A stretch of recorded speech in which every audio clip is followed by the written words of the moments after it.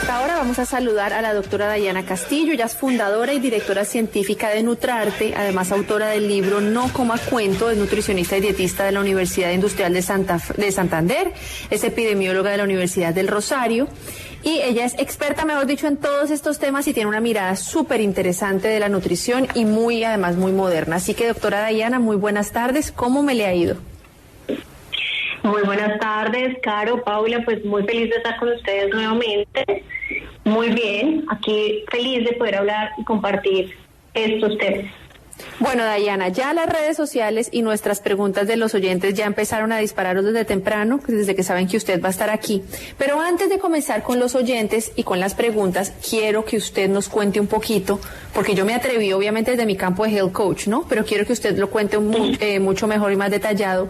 ¿Cómo hace uno para saber si tiene diabetes o si es prediabético y no lo sabe?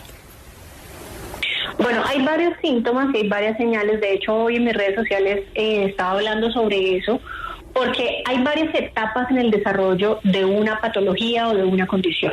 Lo primero que sucede es la sintomatología. Entonces, ¿cómo identificar esa sintomatología? Porque hay muchas personas que dicen, no, es que yo me hice los exámenes y aparece todo bien. Pero lo primero que hay que saber es que el sistema de salud colombiano no está preparado para prevenir la enfermedad, está preparado para determinar cuando ya existe. Entonces, no se hace dentro del sistema de salud exámenes específicos de prevención.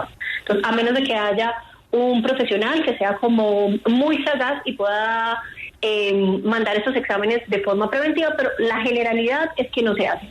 Entonces, ¿qué era lo que tú estabas mencionando hace un rato? Que era la glicemia pre y post y la insulina pre y post. Pero ya vamos para allá. Lo primero que pueden hacer las personas, o lo primero que sucede, es que la persona empieza a tener una sensibilidad o un problema en la transformación de los azúcares. Es decir, con los azúcares me refiero a la transformación de los carbohidratos. Y carbohidratos son todo lo que nosotros llamamos harinas, arroz, pan, pasta, cereales de todo tipo, leguminosas incluyendo, leguminosas son frijoles, lentejas, garbanzos.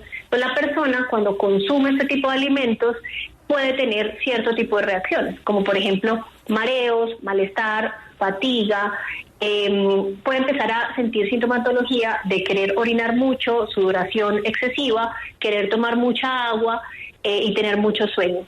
3 de estas de forma en la misma persona y al mismo tiempo pueden ser un indicador de que existe un problema o una alteración en la transformación de los azúcares, así los exámenes estén saliendo bien. Porque ¿qué pasa? Lo que usualmente se manda dentro del sistema de salud es un examen de glucosa en sangre.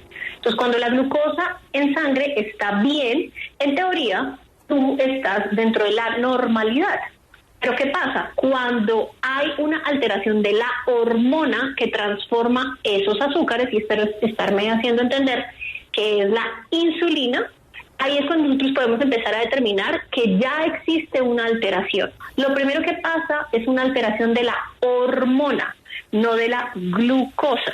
Cuando ya la glucosa en sangre está alterada, quiere decir que la hormona, que es la insulina, se viene alterando desde un tiempo atrás.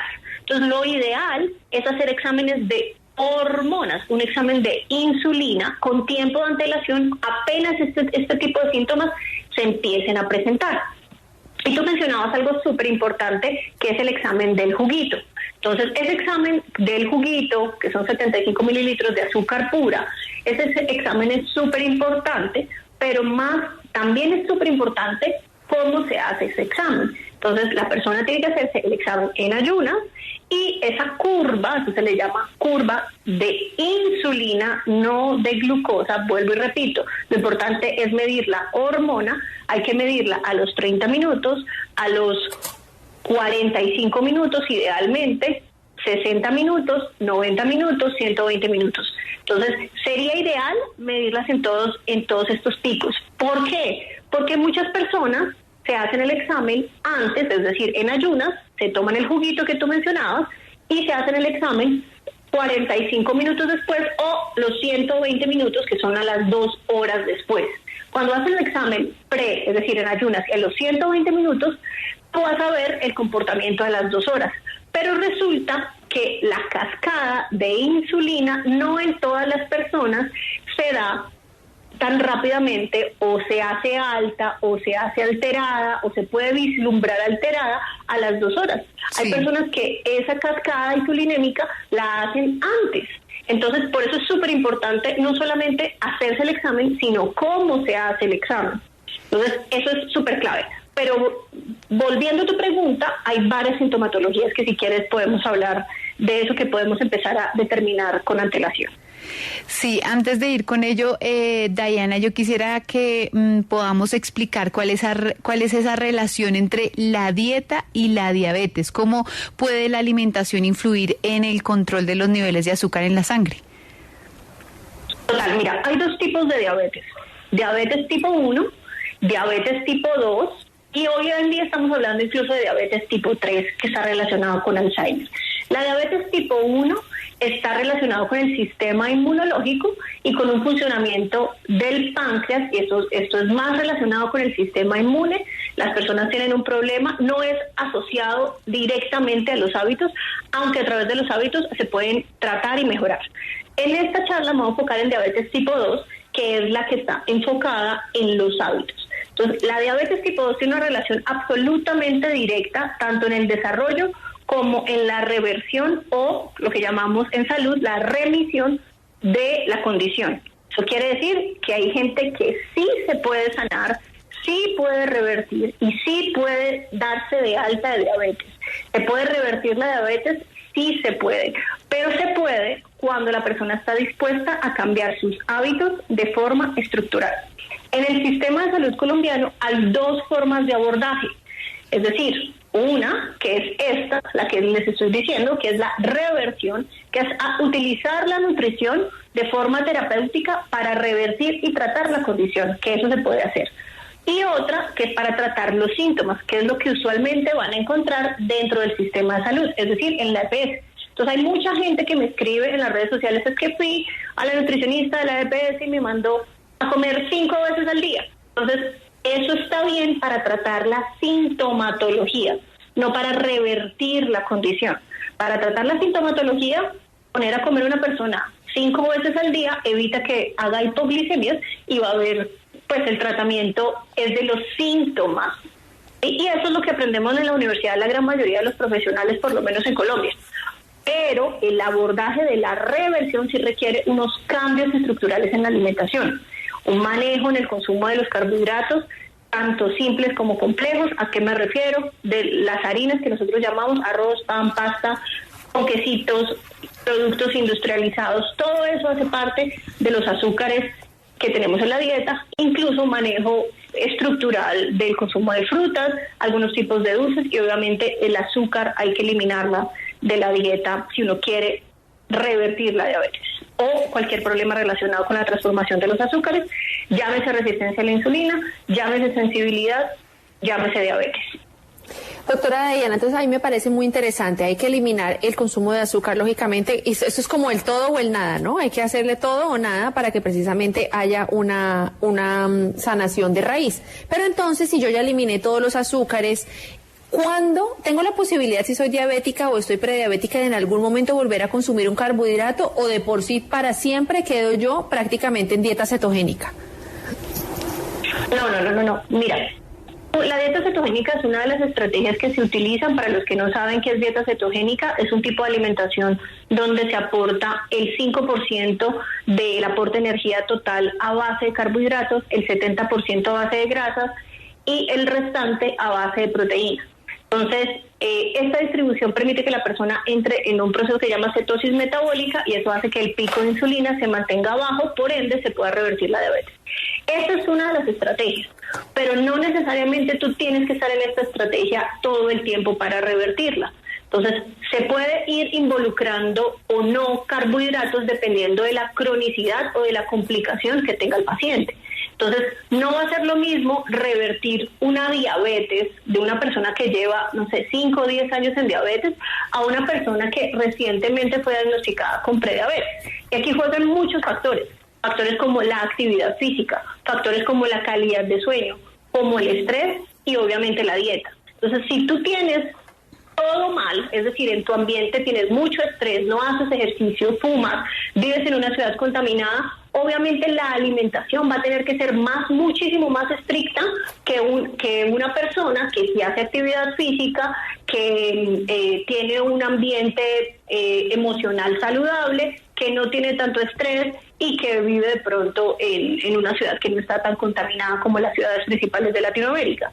Entonces, de eso va a depender qué tan veloz sea la reversión de la condición y qué tan estricta se requiere que sea la alimentación. La dieta cetogénica es una de las opciones, pero una alimentación con unos carbohidratos controlados perfectamente puede ir haciendo un avance en la reversión de la diabetes. A esta hora tenemos en línea a don José. ¿Usted dónde se encuentra y qué nos quiere aportar hoy? Buenas tardes. En Bogotá. Sí, señor, don José, buenas tardes. Por favor, bájele un poquito al radio porque no lo escuchamos muy bien. Si le baja, lo podemos escuchar. Doctora, buenas tardes. Yo tengo un problema de que yo soy diabético. Resulta que yo la manejaba con ejercicio, me estaba cuidando bien. Yo soy una persona que bajé casi prácticamente 24 kilos. Ahora estoy en la lucha de bajarla, subirla, de bajarla, pero entonces la hipoglicemia mía o la glicemia mía es de 500, la bajo casi hasta 300 y no la he podido eliminar más. No sé si es que estoy consumiendo mucho carbohidrato, me estoy aplicando insulina 10 miligramos, suspendí la metformina porque me estaba cortando la visión y ahorita estoy en el tema de bajar la diabetes, pero la verdad no he podido. Entonces, ¿será la mala alimentación o será que ya tengo que subirle a la insulina? Y otro problema que se me ha presentado últimamente es que he tenido muchos calambres en las piernas.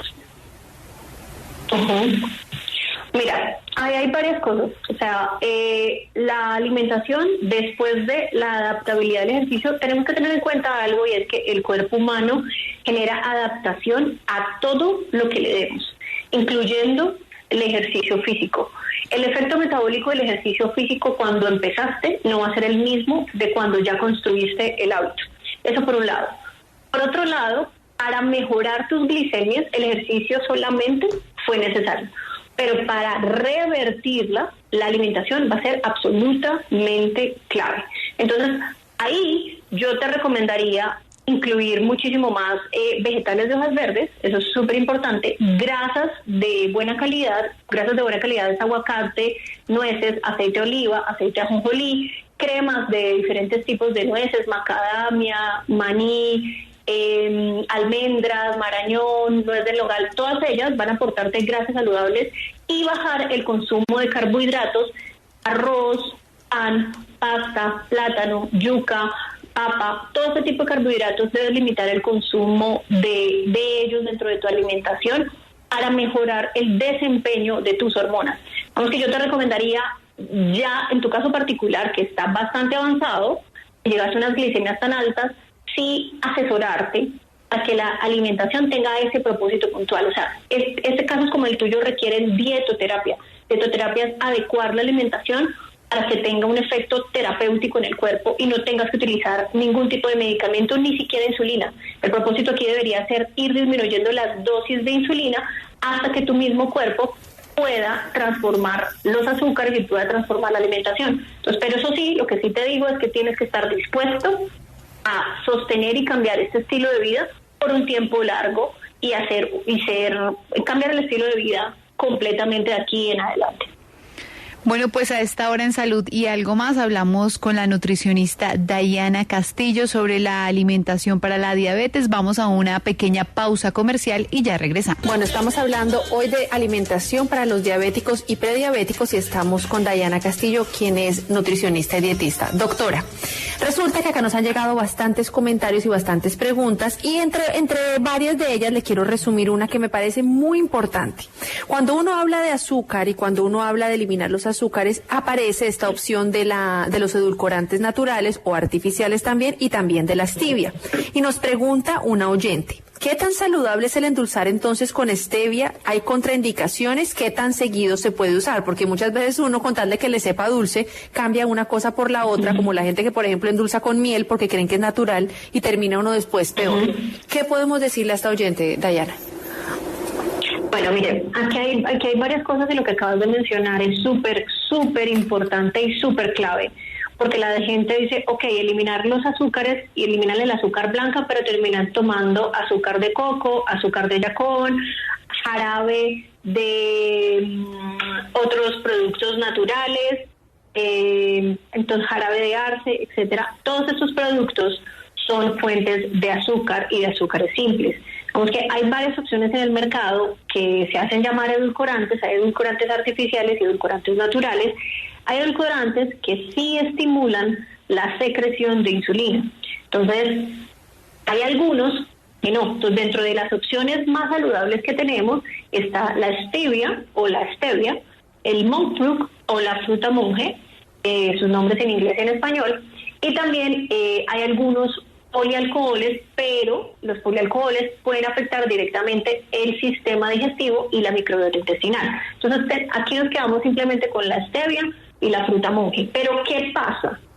Hay que recordar y hay que tener súper claro que el sabor dulce también estimula los centros de bienestar dopaminérgicos de nuestro cuerpo. Es por eso que la gente se hace adicta al azúcar.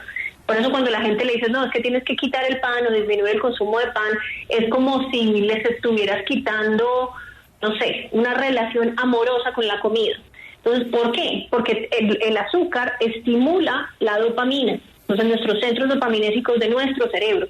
Por eso va generando una sensibilidad y una adicción. Entonces, lo ideal es que nosotros dejemos el azúcar, transitemos a opciones más saludables tipo stevia o fruta monje. Sin embargo, que sea el objetivo disminuir lo más que se pueda el proceso de edulcorar. O sea, evitar echarle azúcar, endulzar tanto las bebidas como cualquier tipo de alimento. Entonces, lo ideal no es reemplazar el azúcar por stevia o por fruta monje. Lo ideal es dejar de edulcorar para que ese estímulo también de necesitar la sensación dulce desaparezca. Y esto se hace poco a poco. Hay gente y hay profesionales de la salud que dicen que eso se tiene que hacer de un solo tacazo, que rapidísimo, que eso es tomar la decisión y ya. Y la verdad es que el ser humano no funciona de esa manera.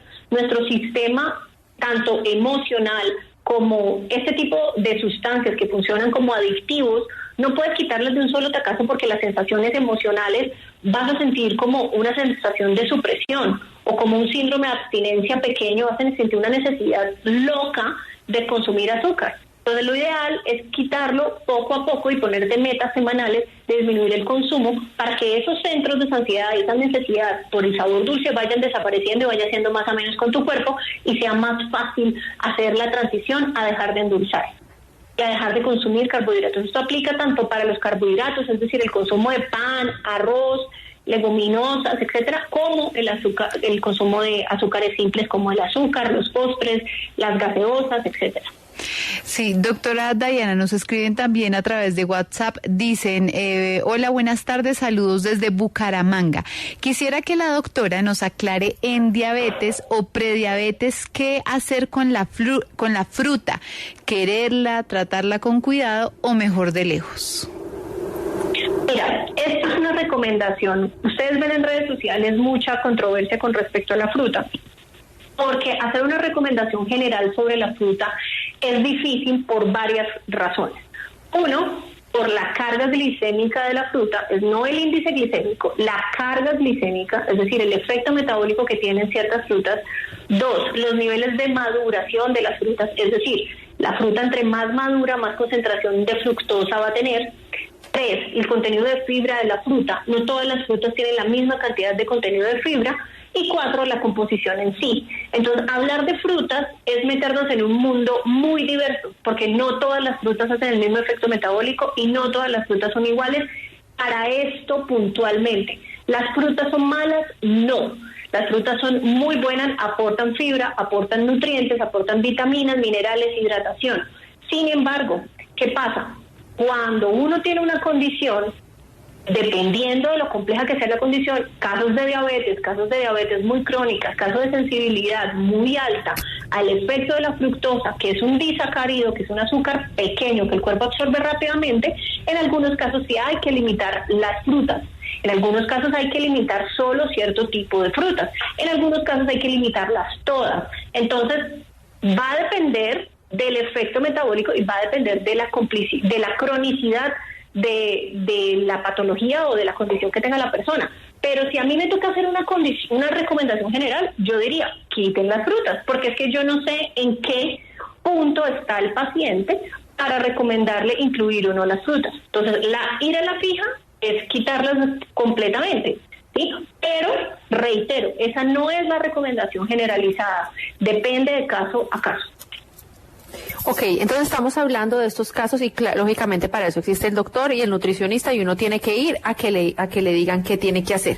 Doctora, ¿qué pasa en el caso de los prediabéticos que llevan una dieta balanceada, ¿no?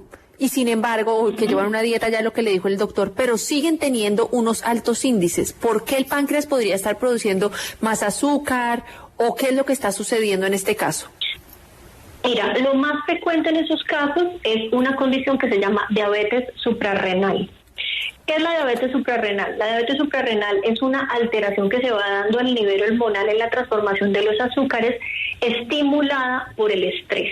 Entonces, generalmente en un 80% de los casos, de lo que yo he visto en mi experiencia, de la cantidad de pacientes que atendemos en Nutrarte, que es el centro donde yo atiendo, es que usualmente cuando no hay una mejoría en la cronicidad de la condición, así se esté teniendo buenos hábitos, existen factores medioambientales que están afectando de forma negativa. Y usualmente en el 80% de los casos es el estrés. Entonces, ¿qué pasa? Cuando el cuerpo percibe estrés, cuando la persona no tiene capacidad de poner límites en sus entornos laborales, personales, familiares, cuando la persona vive estresadísima porque no tiene una buena gestión de su agenda, todo es para allá y una cosa encima de la otra, la persona vive en estrés, y al vivir en estrés tu cuerpo entiende que vives en peligro, y al vivir en peligro tu cuerpo todo el tiempo le estás mandando a tu cuerpo la señal de que tienes que guardar grasa. ¿Y guardar grasa para qué? Porque en teoría tu cuerpo va a tener que luchar, pasar largos periodos de hambre, pelear por tu vida, pasar largos periodos de frío, que eso es el mecanismo arcaico del estrés. Entonces, ¿qué pasa? Tú puedes tener muy buenos hábitos, pero si tú vives absolutamente estresado, la mejoría no se da. Y no se da porque tu cuerpo todo el tiempo está teniendo el estímulo negativo de estrés en tu cuerpo que le dice guarda grasa. Y la insulina está secretándose todo el tiempo, está arriba. Y no baja porque cualquier reserva que tú haces de glucógeno, el glucógeno es el azúcar que guardamos en el hígado en forma de glucógeno, entonces todo el tiempo se secreta, se saca este glucógeno del hígado y se manda azúcar a sangre, se manda azúcar a sangre porque como estás estresado, en teoría vas a tener que utilizar ese azúcar libre. Entonces tú puedes tener de dientes para afuera o de dientes para adentro unos buenos hábitos, pero si tú no estás manejando el estrés, si tú no estás teniendo un ambiente que te proporcione medianamente salud emocional, eso va a afectar negativamente y eso no te va a dejar avanzar con el proceso de mejora. Yo quisiera saber, doctora Diana, ¿qué fuentes de proteínas son más adecuadas para las personas con diabetes? ¿Cómo se puede incluir de una forma equilibrada el tema de las proteínas? Mira, aquí hay varias cosas. O sea, usualmente la diabetes, las personas que tienen diabetes están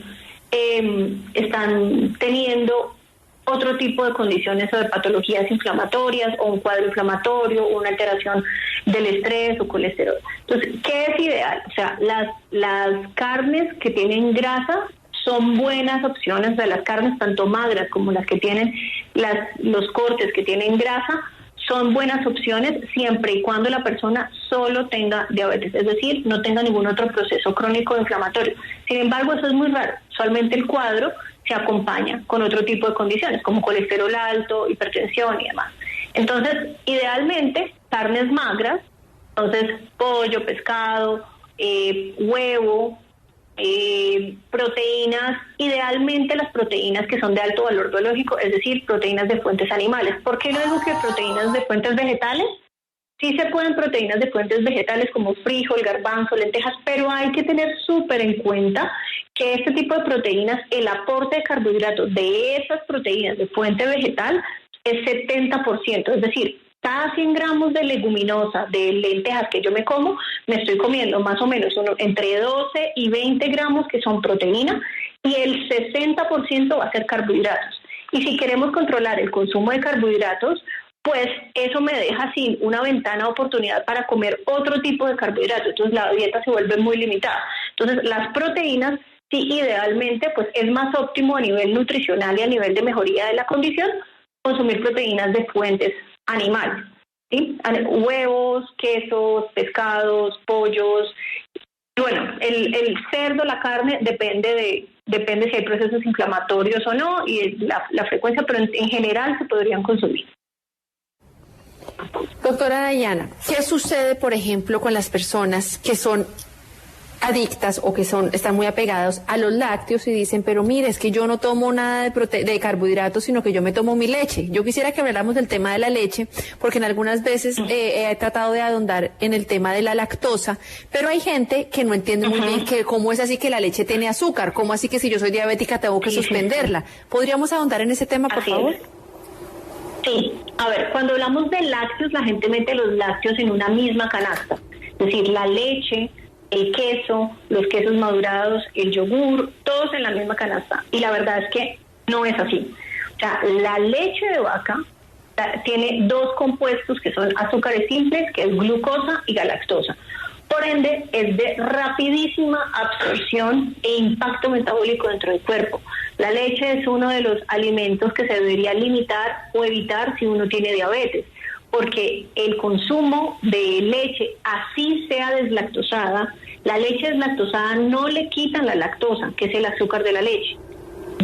Le ponen una enzima que se llama lactasa, que desdobla la lactosa en estas dos moléculas, en galactosa y en glucosa, y por eso la absorbes mejor, por eso es más dulce. De hecho, la leche deslactosada es aún peor, por decirlo de alguna manera, que la leche entera. Pero en términos generales, ni la deslactosada ni la entera deberían consumirse dentro de un plan de alimentación que esté enfocado en revertir la diabetes. Repito, revertir la diabetes. Una cosa es el manejo de los síntomas, otra cosa es la reversión y curación, saneamiento o mejora de la condición. Entonces, si uno quiere mejorar y quiere genuinamente dejar de ponerse insulina, que los valores le salgan bien, uno debería de forma estructural y por lo menos durante el tratamiento eliminar la leche. Los quesos es otra cosa, porque en el proceso enzimático de construcción del queso, sobre todo los quesos que son madurados, por ejemplo, manchego, roquefort, cheddar, todos estos tipos de quesos que aparte de pasar por un proceso enzimático donde se consume la lactosa, pasan por un proceso de maduración. Primero, el tamaño de partícula es más pequeño, por ende la absorción y la digestibilidad es muchísimo mejor. Y segundo, el contenido de lactosa libre es mucho menor. Entonces, por ende, este tipo de quesos se pueden tolerar y se pueden incluir dentro de un plan de alimentación que esté enfocado en diabéticos. Sin embargo, la leche de vaca no, y algunos tipos de yogures tampoco. Los yogures, lamentablemente, en toda Latinoamérica están muy llenos de almidones, muy llenos de azúcares, y son muy pocos los que realmente son yogures que son producto de un fermento. Eso está cambiando bastante en la industria de los lácteos, pero todavía seguimos encontrando mucho yogur lleno de almidón. Entonces, mi recomendación sería no yogures, no leche, y los quesos dependiendo de su composición. Eso queda clarísimo y nos hacen otra pregunta muy importante, doctora Dayana, dice, y en el caso del cacao, ¿al 85 o al 100% se puede consumir con prediabetes?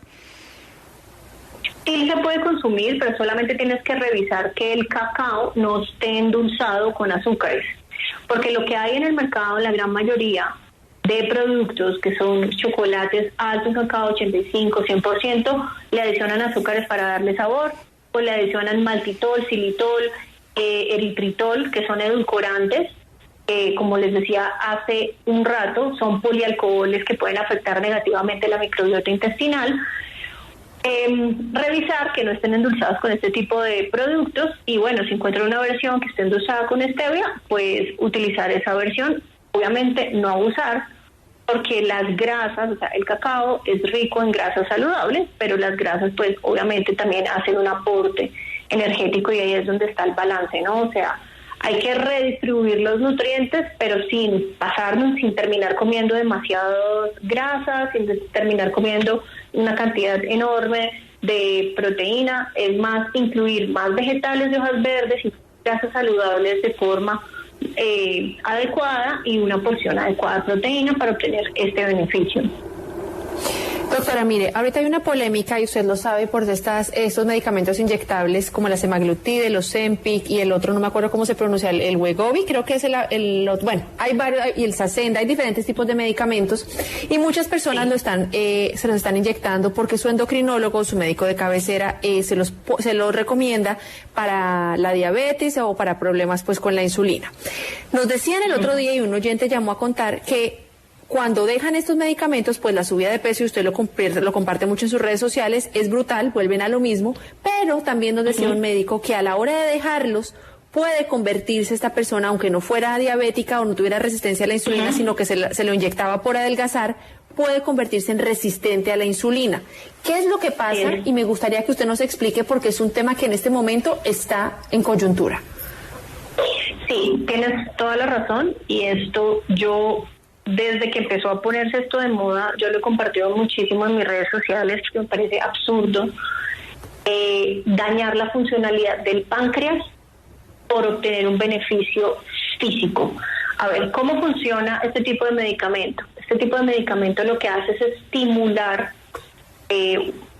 algunos precursores de nuestro organismo para que se secrete con muchísima mayor velocidad y en mayor cantidad la hormona que transforma los azúcares, que es la insulina, que veníamos hace un rato hablando de ella, ¿sí? Entonces, ¿qué sucede? Que cuando tú tienes muy malos hábitos en el occidente, en esta parte del mundo, es el consumo exagerado de ultraprocesados, alimentos ricos en azúcares simples, productos de panadería, productos industrializados de panadería, etcétera.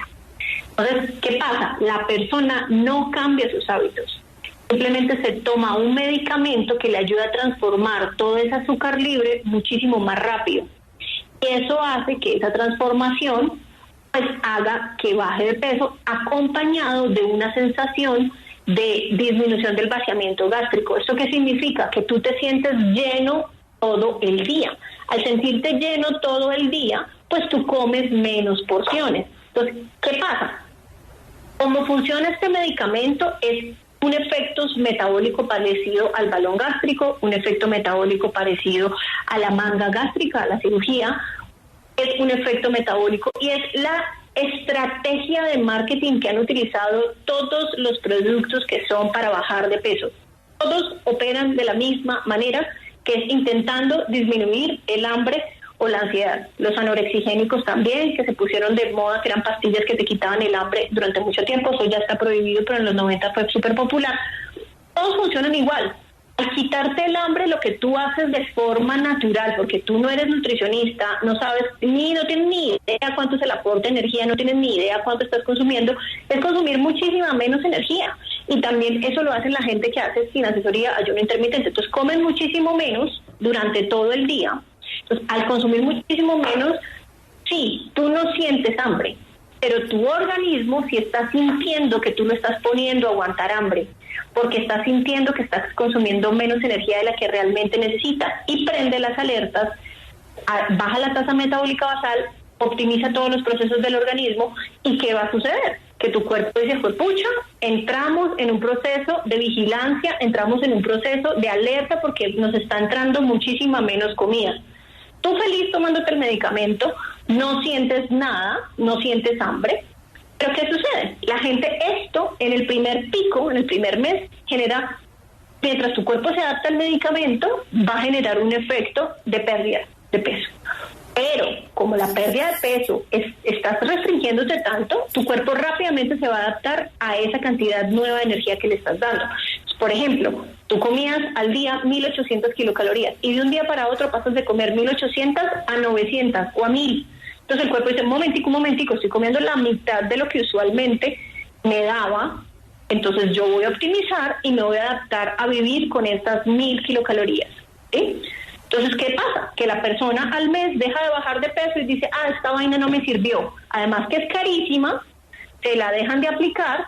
Cuando te la dejas de aplicar, el cuerpo te dice, oye, dame comida y yo la guardo para el siguiente periodo de hambre que vamos a pasar y me protejo. Entonces, cuando tú dejas de consumir el medicamento, ¿qué sucede?